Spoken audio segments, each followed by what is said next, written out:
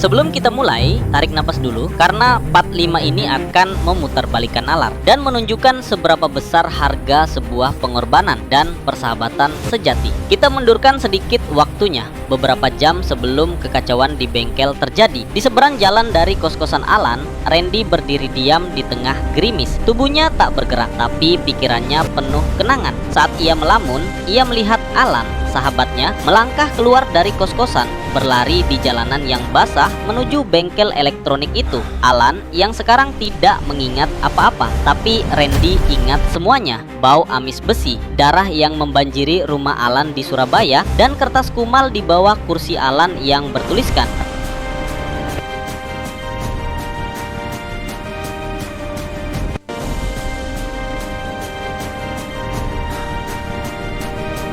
"Ren, tolongin aku Ren, aku..."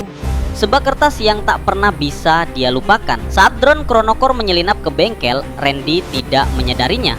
Beberapa menit kemudian, ancaman yang lebih besar datang. Boom! Sebuah robot raksasa jatuh dari langit. Atap bengkel jebol, tanah bergetar hebat. Randy yang berdiri di seberang jalan merasakan bahaya nyata. Ia sadar, Alan sedang dalam ancaman. Mungkin musuh yang sama yang membantai keluarga Alan. 3 mobil hitam Chronocor mendarat dengan cepat. Agen-agen berjas hitam keluar, membentuk perimeter. Randy bersembunyi diam, lalu ia maju. Langkahnya stabil dan tenang. Cara berjalan seorang juara bela diri, bukan warga biasa. Ia menyelinap di balik mobil rongsokan.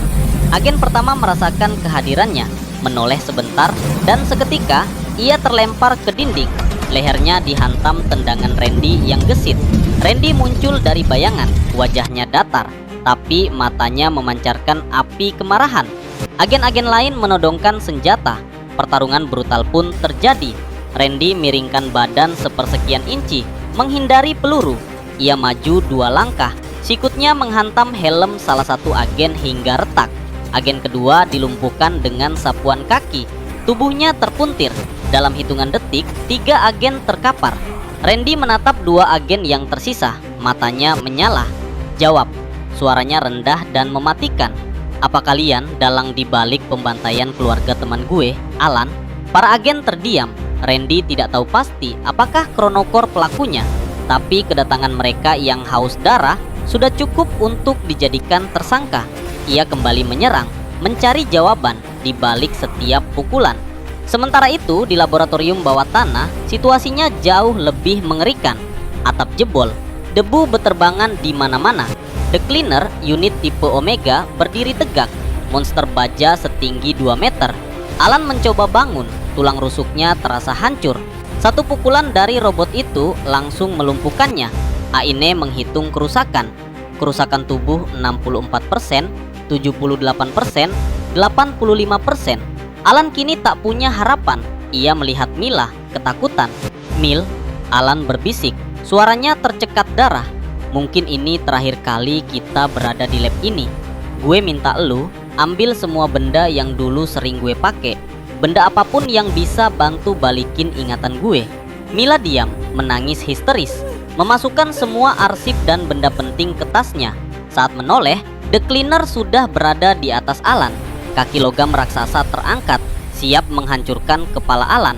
"Alan!" teriak Mila. Di detik terakhir, saat peluang hidup hampir nol, hologram biru di gelang Alan menyala liar. Aine menjerit panik. Status kritis, tingkat kematian 100%, darurat. Pengambil alihan tubuh dalam 5, 4, 3, 2. Tepat saat hitungan mencapai 0, kaki robot Omega itu turun. Boom! Di balik pejam mata Alan, kilasan ingatan yang terkunci terbuka. Cahaya putih terang menyelimuti. Bayangan lab, suara Alan masa lalu, mengucapkan sandi Vicor, instruksi untuk mereset ingatannya. Semua meledak di detik kematian. Part 6 akan menjadi yang paling intens. Kenapa Aine tiba-tiba mengambil alih tubuh Alan, padahal selama ini hanya butuh data? Kenapa flashback muncul di detik-detik terakhir? Dan mengapa Alan menjadi target organisasi Chronocor? Buat kalian yang penasaran cerita awalnya, jangan lupa tonton serial Aine di playlist YouTube kami.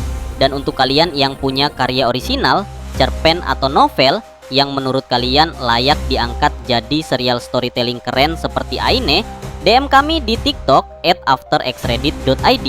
Kita mencari dataset yang punya potensi besar untuk diangkat ke YouTube. Jangan lupa subscribe supaya nggak ketinggalan nasib Alan. Bye.